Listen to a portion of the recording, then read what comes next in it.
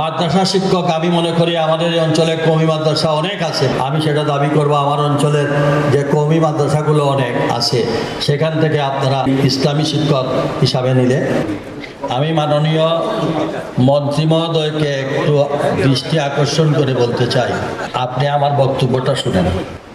মাদ্রাসাগুলো আলিয়া মাদ্রাসা একটি নামে মাদ্রাসা আছে, এই মাদ্রাসার পদগুলো শূন্য থাকে প্রায়।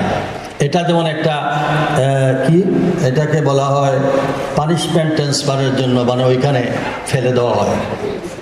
আমি আশা করব এইটাও এখান থেকে বেরিয়ে আসতে হবে, আমাদেরকে সেদিকেও খেয়াল রাখতে হবে।